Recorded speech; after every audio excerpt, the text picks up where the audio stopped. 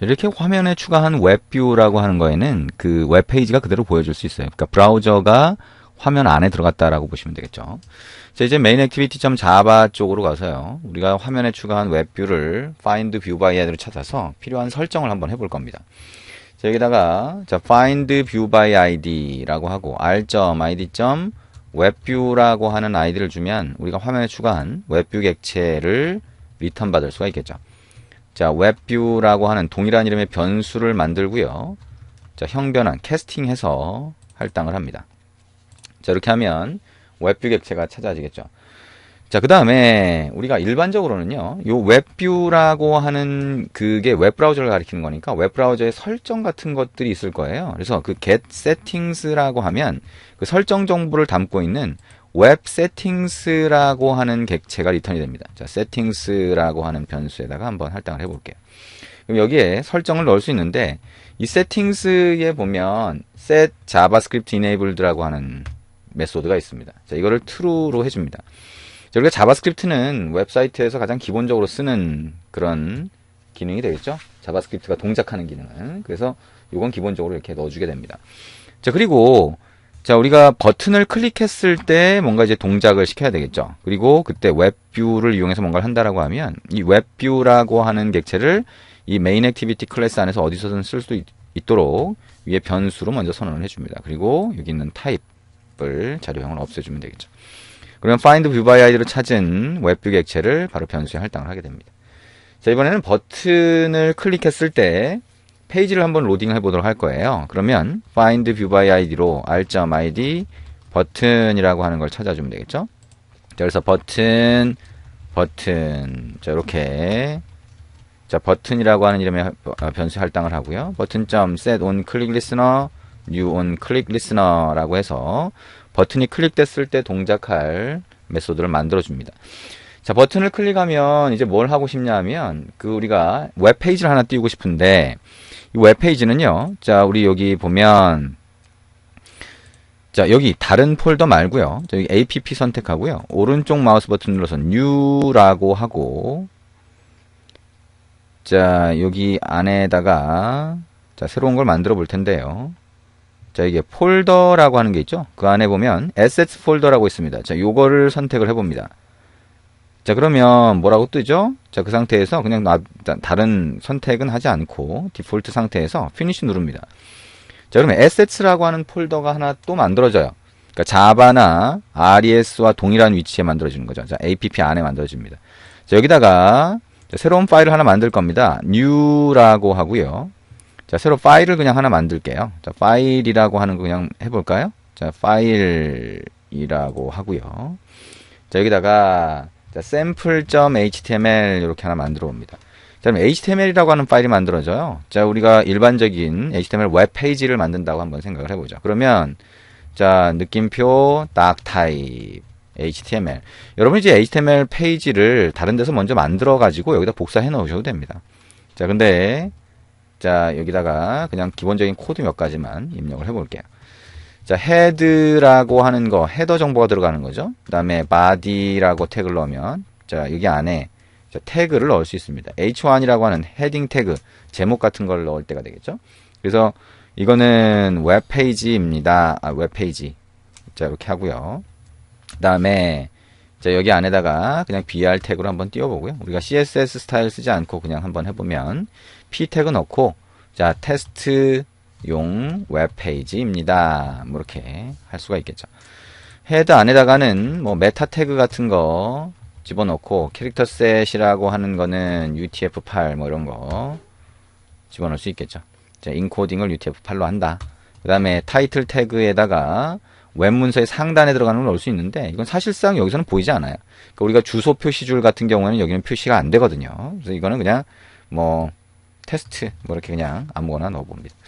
자, 결국에는 이 웹페이지를 웹브라우저에서 띄워보면 자, 제목의 웹페이지 그 다음에 테스트용 웹페이지입니다 라고 하는 글자가 들어간 그런 모양이 되겠죠. 자, 대충 이렇게 그냥 아주 간단한 샘플 html이라고 하는 파일을 만들고요. 이거를 한번 로딩을 해볼 겁니다. 버튼을 클릭했을 때 저걸 로딩하고 싶다라고 하면 이 웹뷰라고 하는 객체에 load url이라고 하는 메소드가 있어요. 그래서 여기다가 만약에 http로 시작해서 m.naver.com 이렇게 하면 외부에서 데이터를 가져옵니다. 근데 그게 아니고 자 여기에 파일 땡땡 슬래시 그 다음에 안드로이드 좀 크게 해볼까요? 화면을. 자, 안드로이드 그 다음에 밑줄 긋고 에셋가 아니에요. 안드로이드 밑줄 긋고 에셋으로 하셔야 되고요. 슬래시 그 다음에 sample.html이라고 하면 에셋 폴더를 얘가 이제 에셋 폴더를 가리키는 거죠. 그래서 에셋 폴더 밑에 있는 sample.html 페이지를 웹 문서를 띄워달라라고 하는 얘기가 됩니다. 자, 여기까지 해서 한번 띄워볼게요. 그리고 이게 만약에 HTTP라고 해서 외부에 있는 어떤 HTML 웹페이지 문서를 요청해서 가져오는 거라고 하면 그러면 자 권한이 필요합니다. 우리가 왼쪽에 프로젝트 창에서 자 매니페스트 안에 안드로이드 manifest.xml을 열고요. 여기에 권한 추가를 하나 해봅니다. 꺽쇠 표시하고요. uses permission 그다음 엔터 치고요. 인터넷을 찾아보면 인터넷 권한이 있습니다. 우리가 나중에도요. 우리가 인터넷을 쓴다. 외부에 네트워킹 기능을 사용한다라고 하면 이 인터넷 권한은 필수적으로 필요하게 되겠죠. 자, 그래서 우리가 HTTP를 쓰는 경우만 해당이 되니까 사실 지금은 상관은 없는데요. 한번 이렇게 추가를 해봅니다. 자, 그럼 여기까지 해서 한번 실행을 해볼게요. 자, 어떻게 실행되는지 한번 확인을 해봅니다. 자, 버튼을 클릭했을 때 그 공간에 뭐가 보이는지를 확인해 보시면 되겠죠. 자, 화면에는 상단에 버튼 이렇게 하나만 보입니다. 여기에는 웹뷰가 추가되어 있지만 지금은 아무것도 없으니 그냥 하얗게 보이고요. 자, 버튼을 클릭 한번 해봅니다. 그러면 이렇게 보이죠. 아하, 여기가 웹뷰라고 하는 게 추가되어 있어서 우리가 저기 로딩한 그 웹페이지 자, sample.html이라고 하는 파일이 띄워진 거구나라고 하는 걸 알 수가 있습니다. 자, 버튼을 클릭했을 때 특정한 웹사이트를 딴 데다 요청을 해서 가져오는 거 이것도 체계의 기능이 있으니까요. 그렇게 한번 해보시면 되고요. 우리가 여기서 이제 알고자 하는 건 뭐냐. 자, 우리가 이렇게 화면 안에다가 자, 웹페이지를 보여주는 웹브라우저를 그대로 띄울 수 있다는 거예요. 그리고 자, 이렇기 때문에 여러분이 이제 그 앱을 만든다고 하더라도 자, 어떤 앱의 특정한 화면에서는 서버에 있는 뭐 쇼핑몰 사이트라고 하면 그 페이지를 그대로 가져와서 보여주고 싶은 경우가 있어요. 그러면 이렇게 웹 브라우저를 화면에 집어넣을 수 있도록 하는 이 웹뷰를 화면에 추가해서 보여주는 방법이 있다라고 생각을 하시면 됩니다. 자, 그러면 이렇게 해서 우리가 웹페이지를 보여주는 방법에 대해서 같이 한번 알아봤습니다. 자, 이렇게 보니까 어떤가요? 자, 뭐 상당히 그래도 재밌게 할 수가 있죠. 자, 그리고 이제 그 다음에 나오는 내용이 자, 우리가 인풋에 대한 겁니다. 인풋이라고 하면 우리가 입력 상자를 얘기하는 거고요. 자, 한번 여기서 해볼까요? 자, 내용이 복잡하진 않아요. 그래서 여기 있는 자, 버튼이 하나가 있는데 이 버튼의 아래쪽에다가 입력 상자를 하나 추가해 볼게요. 그러면 요 XML 원본 코드로 와서요. 자, 우리 별도의 프로젝트 만들지 않고 그냥 바로 한번 넣어 볼게요. 자, 여기에 edit text라고 하는 걸 넣으면 입력 상자가 들어갈 겁니다. 엔터를 치고 match parent wrap content 한번 해볼게요. 자, 그러면 입력 상자니까 자, 디자인 탭에 가보면 이렇게 입력 상자가 나올 겁니다. 그러면 우리가 이 앱을 실행을 하고 입력 상자를 터치를 하면 어떻게 돼요? 아래쪽에서 키패드가 뜨겠죠? 그 키패드가 뜨는데 이 키패드가 어떤 키패드가 뜨게 할 건지를 우리가 결정할 수 있어요. 그게 뭐냐면 인풋 타입이라고 하는 겁니다. 자, 여기 오른쪽에 보면 인풋 타입이라고 하는 거 있죠? 자, 여기 가서 클릭을 해보면 이 중에 선택할 수 있어요. 그래서 예를 들면 넘버라고 하는 거를 선택을 하면 그러면 숫자 키패드가 뜹니다. 한번 해보죠. 자, 요거를 이렇게 설정을 하고 한번 다시 실행을 해봅니다. 자, 다시 실행해서 한번 입력 상자에 커서를 한번 갖다 대볼게요. 커서 갖다 댄다는 거는 이제 손으로 터치한다는 거겠죠. 자, 터치를 하면 자, 이건 미리 떴죠? 자, 여기에 숫자 키패드가 이렇게 나오는 거를 볼 수가 있습니다. 자, 우리가 뭘 해준 거예요? 인풋 타입이라고 하는 속성의 값을 설정해 준 거예요. 그죠? 넘버로. 자, 그리고 이거를 다른 걸로 한번 해볼 수도 있어요. 자, 여기다가 자, 뭘 한번 해볼까요? 자, 여기 밑에 뭐 쭉 정보가 있는데요. 자, 텍스트로 시작하는 거는 글자니까 원래 키패드 같은 게 막 보일 거고요. 폰이라고 하는 거 한번 해볼까요? 아니면 자, 넘버 패스워드라고 하는 거 한번 해볼게요. 넘버 패스워드라고 하는 게 있는데 넘버 패스워드를 한번 선택하고 이렇게 됐죠? 넘버 패스워드를 선택을 하고 자, 그 다음에 다시 한번 실행을 해봅니다. 자, input type이라고 하는 거, edit 텍스트의 input type 속성의 값으로 넘버 패스워드라고 하는 걸 넣은 거예요. 자, 그러면 저에게 숫자 키패드가 뜨죠? 그 다음에 여기 가면 어떻게 돼요?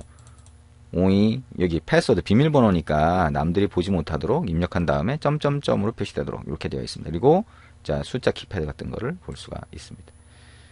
자, 이렇게 우리가 키패드를 어떤 유형의 어떤 타입의 키패드를 띄우도록 할 건지 이런 것들을 아주 간단하게 할 수 있다는 거예요. 인풋 타입 속성만 넣으면 되니까.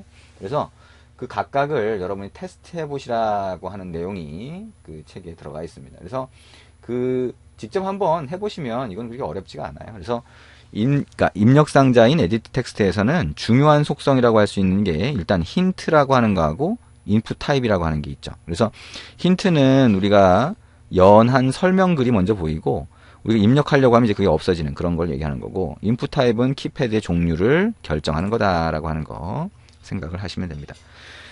자, 이렇게 해서 우리가 4장의 내용 전부 다 해봤습니다. 자, 4장은요 우리가 해봤던 것처럼 자, 위젯이라고 하는 거를 여러 가지 유형을 한번 더 경험을 해보는 거다라고 생각을 하시면 됩니다. 그리고 앱의 어떤 기본적인 UI 구성이 되겠죠. 그래서 프래그먼트라고 하는 부분 화면 구성하는 방법, 그 다음에 우리가 탭이라고 하는 걸 만드는 방법, 그래서 탭을 만들면 위에 액션바라고 하는 게 필요하니까 그런 것들을 어떻게 만드는지에 대해서 같이 한번 알아봤습니다.